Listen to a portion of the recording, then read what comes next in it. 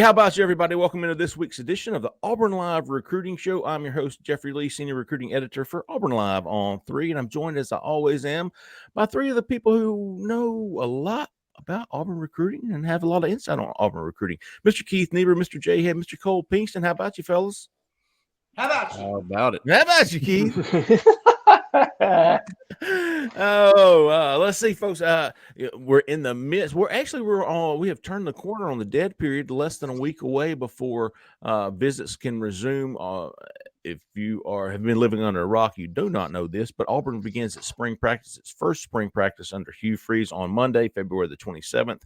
That is still the dead period. They will practice Monday, Wednesday, and Friday next week. Wednesday will be the first practice that'll be open for recruits to visit. Talked to several recruits back during the junior day. Almost all of them said they plan to return for a practice in the spring. That will be the first. Wednesday will be the first opportunity for them to do so. Real quick on the rundown for spring practice, Auburn will practice those 3 days next week. They will take the next week off for spring break, and then return to finish out the 12 remaining practices, which will culminate with an April 8th A-Day game. All right, folks, as far as recruits, now we've seen some guys set up visits. Keith had a story on the North Carolina offensive tackle, Egan Boyer. I believe that's his name, Egan Boyer. Yeah. Who was at the junior day. He's coming back for an official visit, Keith. And then, Cole, you've also talked to some guys here in the last week that are planning to come in. Kind of give us a little recap of some of the things that you've learned over the past week, Cole. Yeah, I went to see, and I apologize if my kid's sitting right here if y'all hear him, so forgive me there. But I went to see DeMarcus Riddick at Chilton County High School. Georgia commit, 4-star edge. I think he's the number 2 player in the state for on 3. Jack. Yeah, well, right. There you go, Jeff. I was thinking Jack, 100%. And I asked him, I said, where is Auburn recruiting you? He said, inside linebacker. Oh.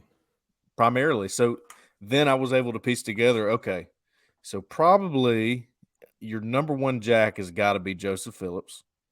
And then probably your number 1 inside backer is DeMarcus Riddick. I don't think you could get 3 linebackers, and if those 2 guys wanted in, I think they'd take them. I don't think they would say, no, we don't have room. They would take those guys and then work it out. Okay, they're at the top. So DeMarcus Riddick, he is going to visit again. He didn't give me a date. He doesn't have a date yet, but he also wants to official visit. He told me that. No dates on either, but he is going to return.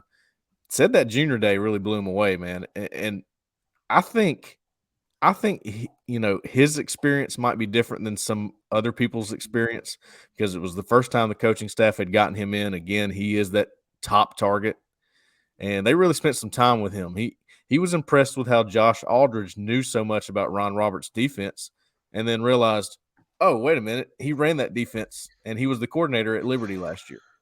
So he showed him exactly where he fits, and he showed him Liberty film. He showed him all that, and he was just impressed. He just thought it was really cool, and I came away thinking that Auburn's got a shot. I don't know how good of a shot, but I feel like they've definitely got one. They're definitely in the picture. So DeMarcus Riddick, the 4-star linebacker, Jack edge guy, could play anywhere like that. He's really athletic. 4-star committed to Georgia. Since his commitment to Georgia, he's visited Auburn for the junior day. He's coming back for another visit in the spring. Is that right, Cole? Is that what you just said? Yeah, he's going to be back in March, he thinks.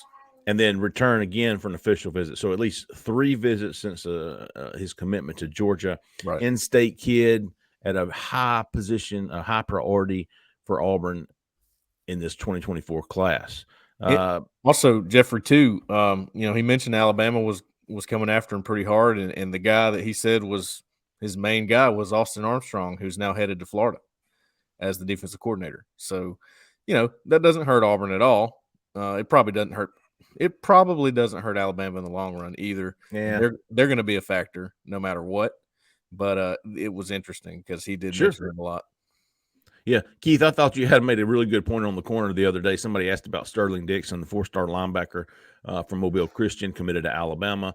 Had a lot of interest in Auburn early, and then somebody said, hey, with Armstrong going to Florida, does that really help Auburn? And Keith was like, hey, let's bump the brakes on that, Well, pretty much, yeah. Well, it could. It's not going to hurt. Let's put it that way. Maybe not hurting helps. if you look at it that way. But what's the one constant since Nick Saban got to Alabama? Coaches have come and gone. And by the way, a lot of those guys have done nothing at their next stops, right? Well, not nothing, but they didn't have the same success. They didn't get the same guys. The one constant is the head coach up there. So if they want a guy, they're probably going to be, and especially an in-state guy, they're probably going to be a factor. Now, that doesn't mean you can't beat them.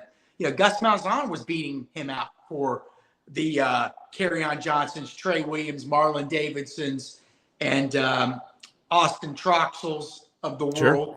Stephen Roberts, I guess. There was some, Steve Roberts was a very good safety for Auburn. I think when he decommitted and flipped, I think people said that he was going to get dropped. I don't know, but that ended up being a really good late pickup for Auburn to get him from Alabama. But it used to happen with at least some regularity, a decade ago. And, then it stopped happening. But at some point it's going to happen again, right? And so might as well be the present if you're an Auburn fan, right? So, we'll see. We know he likes Auburn. Also, Jeffrey, you mentioned something, for DeMarcus Riddick, not only do you have the official visits, but what we learned last year is Auburn's going to recruit all the way to the buzzer, right? So that means multiple visits during the summer, back for games, visits in December. So, a guy like that, if you really, really want and you're in the game, it's reasonable to think he could end up visiting 7 to 10 more times over the next calendar year, And as we've learned that last year, visiting, although it is a pretty good indicator typically with recruits on how many times a kid visits, is obviously not the end-all, be-all when it comes to where he's going. Getting kids on campus last year was not a problem. That was one of the most surprising things was all the top recruits that they got to visit last year and wasn't able to close on several of them, on most of them. I learned that lesson with two guys, I'd say. I can't say without laughing. Rashawn Evans, who was over there more than you and I were, Jeffrey. And then the other one was probably Justin Ross, right? Oh, yeah. Just lived over there. We'd just show up. We'd be covering events on the weekend, and he would just show up and hang out, just to hang out. So you're right. It doesn't always mean something, but it never hurts. It's not going to hurt you. Let's put it that way. You're typically not going to flip guys who don't visit. Let's put it that way. You're typically not going to get guys. At least Auburn's not going to get guys. We've seen Alabama. We've seen Georgia. We've seen some of these bigger schools. Well, that's – and you know what I thought? We're going to get to this. Hugh Freeze talked with me and Keith earlier this week, but Hugh Freeze said this recruiting will become a lot easier once we get established, once we do what we want to do as a programmer. We will be able to recruit on levels others in this conference are being able to do. I thought, hey, Jhead made a great point. Going back to Mobile Christian with Sterling Dixon, Jhead, who used to recruit that area for Auburn, and who is now at Alabama? Kevin Steele. See, I thought when Nick hired him, Coach Saban, when he was hired. No. I say that in jest, but no, I thought when Nick Saban hired Kevin Steele that it was sort of, hey, he loves Kevin. We know that. Right. And Kevin likes him. Always has. So a perfect relationship there. Already knows what Nick Saban does. But I thought that was also a counter. Maybe I'm reaching here, but I thought it was a counterpunch to what Hugh Freeze and Auburn have done. Like, okay, this guy's leaving. Let's bring in a guy that knows Alabama, and can shore things. I mean, one thing I just think it was as much strategical as anything else. And maybe I'm wrong there, but it felt like it, No, I think you're spot on, Keith. Relationships matter in recruiting. We know that. Look, NIL is a huge facet of this. Showing the ability to get someone to the NFL is a huge piece of this, but having relationships and being able to be first matters. Kevin Steele has relationships throughout the state of Alabama. Hugh Freeze has built a staff that has relationships throughout the Southeast, okay? Guys who have big-time relationships in Mississippi, the state of Georgia, Alabama with Zach Etheridge, and multiple, it's the state of Florida with Marcus Davis.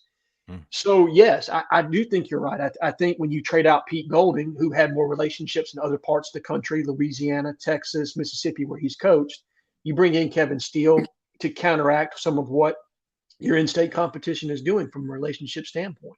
And obviously there's familiarity there with his defense, but I do agree with you that I think that there was some thought process there. There's a multitude of guys I could hire, but let me bring in somebody who knows the area in recruiting and also is familiar with my system. I'll tell you, if I can make one more point, I'll tell you something. You talk about relationship building, something that nobody's really talking about, but actually is consequential to the Auburn program, is this coaches clinic that they're going to have in March. All the schools have them. All the big schools have them, and you bring in NFL guys to talk. But that's another chance for Hugh Freeze and his staff to invite the high school coaches from Alabama, Georgia, the Panhandle of Florida, wherever. They can come from wherever. And they're going to get to spend time with these guys. They're going to get to see what their program's all about and get to meet a lot of these coaches. And those things are significant. I mean, everybody's doing them, but how do you do them? How do you schmooze with these guys? How do you make them feel welcome? And I still contend that the fact – and Gus was very good at this. People like to kind of poo-poo on Gus, but, the fact that Hugh was a high school coach helps him really relate to these guys. And they look up to him because he kind of took that path that in the back of their heads, even when they say they're happy, and a lot of them really are, they know that it would have been cool to take that path, right? And so we'll see how that goes. It'll be interesting to see what the reaction, and that'll be in March, what the reaction of the coaches that visit, and did they have a good time? Did they feel welcome? What do they think of Hugh? I mean, the ones we've talked to so far seem to love the guy, and they're all speaking very highly of the staff, but it's another chance to kind of mingle with those guys. Yeah. And I once heard a high school coach say, and I kid you not, when they were talking about Gus and some of his staff, is, to us, you're not a real football coach unless you've ridden on a yellow school bus, okay? Unless you've been on Friday nights and you've had to go to that terrain and all these different parts of the state, you're really not a real coach to us. And we can see that with Gus. There's a realness there and an understanding and an empathy of what it is that they deal with on a day-to-day basis. So, and once again, Keith, I think you're tapping into it correctly.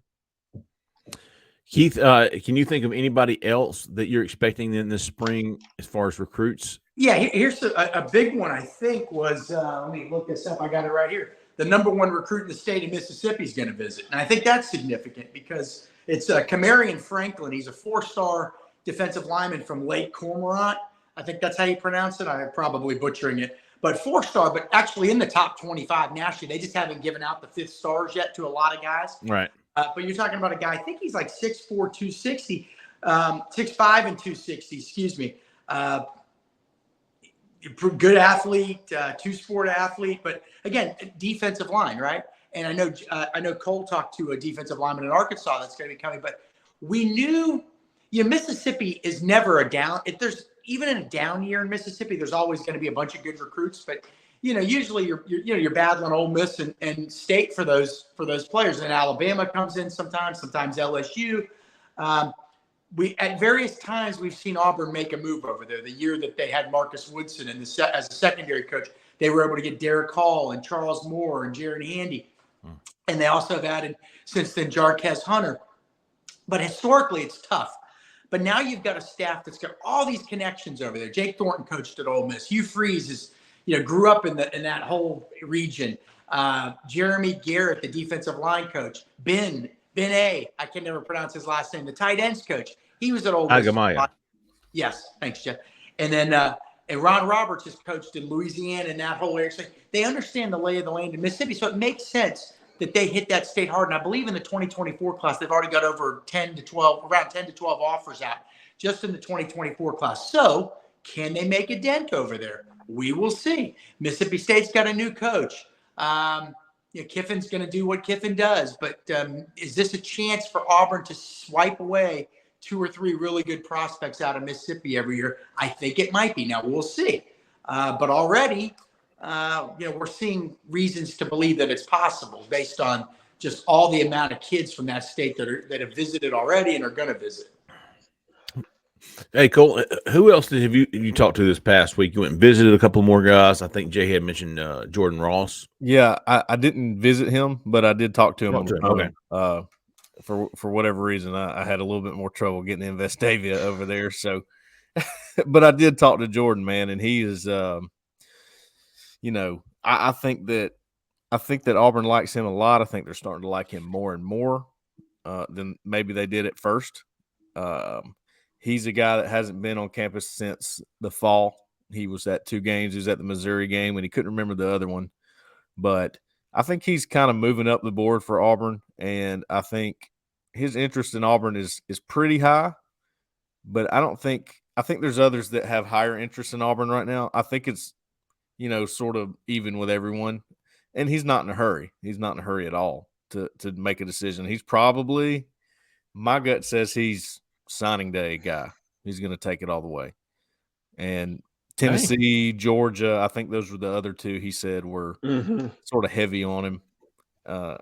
So I think a lot of schools are. I really think he's kind of focused on what he's doing and not so much on recruiting yet, to be honest. And Keith, it's just that way sometimes with guys. I was going to ask, man, you guys talked to several recruits these past couple of weeks. Cole, if you need to tend to Coleman, you go ahead right ahead. Keith, you go first. He's just talking. Are there any guys that either one of you two have spoken to where you went, damn, man, Auburn might have a real shot here? Yeah. And you know who I'm alluding to, Keith? I thought you talked to a wide receiver from Texas, if I'm not mistaken. I did, and that is, there's a couple guys. Now, Texas is after him, but that's Parker Livingstone, 4-star receiver, big, tall receiver out of Texas. And he's already, I think he told me that he met Walker White. Yeah, he met Walker White, Auburn's quarterback commit at the Bama-Arkansas game last year. I think that was at Arkansas. And then he said, I don't really know him, but he's a great QB. And the night Auburn offered him, he told me, he said, here's his quote, I watched his film a week ago and he can sling it. He just happened to be watching Walker White's film a week before Auburn offered. So it makes you think he's going to visit Auburn. But, again, you're going into Texas, you're going to have to deal. I know the Longhorns have offered. Now, we don't know where these guys sit this early in the year on Texas A&M's board, Texas's board. TCU's got some real juice out there now. Texas Tech gets its share of guys. Baylor. There's some buzz. Hey, listen, guys, there's some buzz about Rhett Lashley's SMU program right now because they might be going to the Pac-12. So it's never going to be easy. But that's a guy. And Egan Boyer, the offensive tackle out of North Carolina, was an interesting one. He's like 6'7", 6'8". I believe you talked to him, Jeff. He came to Auburn on January 28th for Junior Day. He's coming back in March, April for a practice. Then he's coming back in June, I think June 16th through the 18th for an official visit. That was one that was kind of like, I was just hitting him up out of the blue. He said, oh, by the way, I got an official visit scheduled to Auburn. Well, that's pretty early to, some kids already have scheduled them out, but it makes you think. And by the way, that's the only the only official visit he has scheduled so far. So, that one was, I don't want to say surprising. Again, you don't know where he sits on the board. I don't know. There's other things. There's always other things in play, right? I mean, guys, John Wayne Oliver, the offensive tackle that we all like from Tennessee that visited for Junior Day. I talked to him the other day. And he said, I said, are you going to come back to Auburn this spring? Because he'd mentioned that he would. He said, I haven't really talked to them much since Junior Day. So, you got to read between the lines sometimes. So maybe now we're starting to see maybe the board shift. So he's a guy we thought seemed like they offered him. They liked him a lot. And now he hasn't heard from them much. Egan Boyer from North Carolina has visited once, like John Wayne Oliver. And now he's coming back a second time and then a third time for an official visit. So you start reading the tea leaves. So those would be the two to me, Jeffrey. Parker Livingstone, the receiver, that was interesting. And then and I know Cole's got some better ones and then Egan Boyer, but Cole's got some better ones mainly because, guys, Walker White actually, we say it all the time, oh, my God, these guys are going to recruit and then nothing really happens. I get a couple guys, This guy's actually, it seems like he's making an impact. I mean, we'll see in the long run, but it certainly feels like it so far. And a lot of it hinges, and Cole's going to speak to this. Remember when we talked about why Jeffrey and I were very early on thinking that Auburn could get Walker White. We're not right a lot. We were right there. And we thought because of the religious element, the faith element, him and Freeze were connecting. They were on the same page. Right now, obviously, you had Philip Montgomery involved and all these other elements, but that was significant. So, Cole, I'll hand it off to you. What are you hearing about Walker White and the faith angle with recruits? I think it was Charlie Collins who said, man, he is the, he's on me every single day. By the way, Charlie Collins, Charleston Collins is his name. He goes by Charlie, 4-star defensive lineman from Arkansas. Was actually at Walker White's commitment ceremony. He was there, and was invited. No, yeah, it's definitely interesting.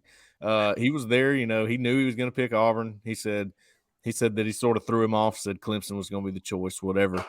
But he said he knew it was going to be Auburn because Walker White said, "Hey, we're going to play together in college, just so you know, and I'll let you know who I'm picking. You come to the ceremony, you come hang out with me and the family, because they're both from Little Rock, they're friends." Mm-hmm. And he said, when I was looking at if he wants us to play together, I was looking at his choices. He has Baylor, Clemson, and Auburn, and I said, and he was like, "Well, Clemson's not really talking to me. Baylor's not really talking to me, but Auburn is." So he's like, he's probably picking Auburn. And then from there, he said, I gotta know more about Auburn. He scheduled 2 visits like that. He's going to be there in March. He's going to be there in April, and he wants to take an official visit in the summer. But by the way, if you're an Arkansas fan, there's not a lot of D1 players in Arkansas. And you just the quarterback, the stud quarterback's going to Auburn. Now you got Auburn, trying to get one of the other studs in the state. That's got to be an uneasy feeling. That's what I was thinking the whole time talking to Collins. And really, Arkansas, if you look at their classes, they do fill up from that state. And there's some decent players there. It's not as vast as Alabama, Georgia, obviously, Florida, but they do pretty well in their home state. So I'm interested to see what getting Walker White out of there. And there's another guy there too that I'm supposed to catch up with here soon. I can't think of his name. Receiver from Arkansas. Receiver / safety. I know who you're talking about. Yeah, yeah. He plays a multitude of spots. He's a big time athlete. I'll look him up in just a second. But to your first question there, Jeffrey, which guys do you think Auburn really might have a shot with after talking to him? Collins, for sure. Okay. I say DeMarcus Riddick. I really believe they have a shot with him. Cole, what about your boy Casey Poe? That was my next one, Casey Poe. And you talked to him first, and you got most of that information from him. I just kind of wanted to check back in with him. I felt like he was a guy that's really interesting because he is friends with Walker White as well. And that's a kid in East Texas, right? So East Texas is kind of like its own state. You get east of Dallas. I think he's at the Tyler area, I want to say. And so it's kind of like those kids will go to LSU. They'll go to Texas A&M. They're not really beholden to one, you know what I mean? And, that again, he's an offensive tackle, correct, Cole? I think he's an interior guy. Oh, you think he's an interior guy? Okay. Yeah. Okay. Well, you start looking at their offensive line recruiting, and Jake Thornton, the offensive line coach, has them pretty much lined up visiting from Dallas to the Carolinas, and that's going to be his area. I think eventually, guys, like if Auburn takes this climb, like the program should, then I think you'll see Jake expand his reach a little bit. You can get some linemen up north, some from the Midwest, maybe a guy in California. But I think he's found that comfort zone at Dallas, East Texas, North Texas, East Texas to the Carolinas. That's where you're going to find a lot of your guys. You're not going to really find too many down in Florida. I feel like I think if I'm an Auburn fan, you've already got your quarterback locked up. I think what's got me most optimistic if I'm an Auburn fan is what I'm seeing with the offensive line recruiting. No doubt. I think it's going to be it. pretty good. I think. I feel more confident about it every day. Every time I talk to one of these guys. They got to get these guys, obviously, but it feels like early on, guys are saying things that make you think, boy, they might already be in the top 2 or 3, and it's February. So with one visit, some of these guys have been once, some of these guys haven't been at all. They've connected with a lot of them. You know what I mean? They, for whatever reason and however, they've been able to connect with some of these guys. And obviously they see opportunity. There's a new energy with the program. Jake Thornton's a young guy that came from Ole Miss, and all these offensive linemen, they all kind of see themselves as run blockers, even if they're not, right, Cole? They all, they all kind of, and they saw what Ole Miss did last year as a running team. And so there's some real street cred out there with Jake Thornton. But it's encouraging to say the least. I wanted to add too, we talked about how important it was to have a guy like Walker White, not just, that he's a 4-star guy, but he's a quarterback, and getting him to start off your class is huge. Having a quarterback in general is huge. But you have to understand this too. I mean, these guys, if they're on that side of the country, they probably have been to a camp together in Texas or in Arkansas. They know each other. Okay. And when they see a quarterback, he's the popular guy. I'll be at a camp this weekend, and it's the quarterbacks that stand out. They know everybody. Okay. They're like the greeting committee at these camps. Okay. Well, Casey Poe, that's a great example of somebody that landing Walker White got them in connection with. And I think they were trying to talk to him before, but it really opened his eyes to Auburn when he saw that a guy that he knows real well and a really good quarterback goes to Auburn. So that's a big deal that Walker doesn't even have to do anything. It's just his name that helps with that. Yeah, quarterbacks have that luxury. Well, now if you're Auburn, you're hoping, and I don't think they necessarily care about rankings that much. Although Hugh Freeze did bring up rankings in our podcast the other day. They notice it. They don't necessarily care what we think on an individual evaluation level. They do their own evaluations. But I think if you're over at Auburn, you're probably hoping that Walker White goes out and tears it up at some camp this spring. Sure. To get that boost in the rankings because other kids notice that. You know what I mean? They do. We'll see what happens. But speaking of that, Keith, we had Hugh Freeze on Mondays Inside the 20. We had the Director of Player Development, PDD. Yeah, Director of Player DPP, Director of Player Personnel. That's what I said. Y'all didn't hear me right. AK Magula, man, he joined us on Wednesday. Keith and I have talked about our highlights. Jhead as an outsider, not really an outsider, but you're watching it from a fan perspective. Right. What did you take away from? We'll start with Hugh. Okay. Coach Freeze. So let's start with Coach Freeze. And I think probably the two things that I picked out most were how honest he was in the interview with regard to the 2023 recruiting class. Love and that. How they were, he didn't blow smoke and say, "Oh, we did fantastic." He said, "Look, I think we did pretty good for the time that we had." We saw that fairly well, I think was what he said. Yeah, fairly well. Something like that. Yeah.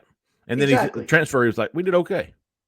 And we all know that there are coaches that will grandstand and talk about the wonderful job that they've done. He didn't do that. He came in very honestly, very open about the recruiting process, how they kind of went about it in that 2 weeks, how chaotic it is, the lack of a break the staff has had because of the transition they're trying to make from not just coming together and recruiting, but now moving into spring practice. So those were all really great things. And then I think the honesty about the transfer portal and potentially the targets that they may have remaining on their board. And these are positions we've talked about in this class. I mean, this wasn't a secret to us. When you look at the roster piece of it, or the roster management piece, linebacker is definitely a position where you have a need. Interior offensive line is a position where you obviously have a need. Wide receiver is a place from a numbers standpoint where you have a need. I think I'm only counting 9 receivers on the roster right now. A guy like Hugh Freeze is accustomed to carrying anywhere from 10 to 12.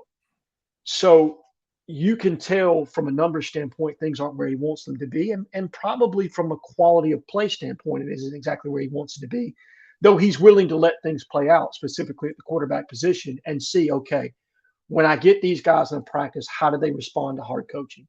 What is their real skill set? Was some of that mitigated last year because of scheme? You know what I mean? Was it other players around them? Why was the performance the way that it was?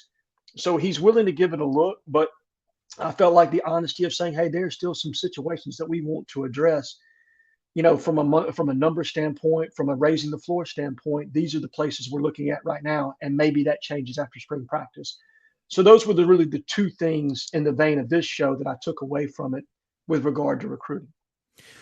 One thing for me stood out because we got to know the last staff fairly well, but I personally love how he mentioned Christian Robinson by name. Yes. I loved how AK Magula mentioned Stephen Ruzick by name. Not afraid to give credit to guys who stuck around the signing day and then were let go. To me, I thought that stood out to me. Props to him. It stood out to me as well. And look, you're talking about two guys that landed at spots where this coaching staff has connections. Okay, Ron Roberts just came from Baylor. he landed with Dave Aranda and Baylor. Now, I have no idea if that played a part in it or not, but it probably doesn't hurt. Where did Steven Ruzick land? At Indiana, where the head coach, Hugh Freeze, has a relationship with the head coach at Indiana, Tom Allen, who was his linebackers coach at Ole Miss. I'm sure that didn't hurt as well. So you like to see people rewarded for putting in hard work and staying to and trying to help Auburn through that really tough transition period. And, I think the world of both those guys. I mean, I think Christian Robinson is a fantastic person. Everything I heard about Steven Ruzick is he did a great job as the director of player personnel while he was at Auburn, and even took over as the general manager, and had a bigger role there for a significant portion of time when Cadillac was the head coach. So really, like you said, you love to see somebody be, not just give credit to his current staff, but to people that are no longer with the program. Like that, the A.K. Magula interview I thought was fantastic. Keith, some background on him, how he got into it, where he came from, come over from India, couldn't speak English, didn't know what football was. And 20 years later, he's working in the NFL. He's had GM jobs at Central Michigan, at Liberty. Now he's the director of player personnel at Auburn. I've heard a lot of good things since that interview of, this guy is a potentially a GM. I mean, and maybe not even in college. Cole, did you take anything away? You saw the first half? I know you've been working your ass off. Yeah, I was on the road yesterday too. I kind of caught a little bit of the show when it came out. Only half of it because I arrived where I was going. But yeah, he's pretty straightforward. I like the way he talked to y'all. I like the way that he broke things down and acknowledges that there are holes. Look, you can acknowledge things like that. Even we can, and you're not taking a shot at the other staff. It's just how it goes sometimes. I mean, maybe it comes across as that way, but I mean, it's the reality of the situation. There's holes in the roster. And I thought it was interesting when he talked about, I think Keith asked him, what were some of the biggest challenges, obstacles? And, he said, well, getting everybody to work together for one, and two, getting 33 guys. Yeah. You had to. You didn't have a choice. Talking about going through spring with about 50 players on scholarship, that would be a disaster. You don't get 5 and 7 by accident, right? It takes work to go 13-1. It also takes some work to go 5 and 7 too. I thought, what I loved about the Magula interview was this was not a guy who's. And by the way, I'm not going to rip guys. You can't help it if your dad was a coach at University of Arkansas, and that's what got your career started. I mean, that's not your fault. But this isn't a guy that really had too many ins in the business. He was a fan. It shows you can be anything you want if you put the work in, right? You can literally do. Now, none of us are going to be the starting point guard of the Chicago Bulls, but beyond something related to athletic attributes, if you have the mental, acuity or acumen or whatever, you can pretty much do anything. And so he didn't have a father. If I say a name, it's John Robinson wasn't his father, or John Wooden or whatever. He got into it because he loved it. He studied it. He had notes. He was prepared. And then he got that one interview. Somebody finally gave him an interview, and I think it was down at my old alma mater, the University of Florida. And they liked what they heard. This guy's a go-getter. And that's what he's been every step of the way. When he got hired, our old buddy Patrick Suttis, I was just chatting with him, who used to have the GM job, or I don't know, he was Gus's right-hand man at Auburn.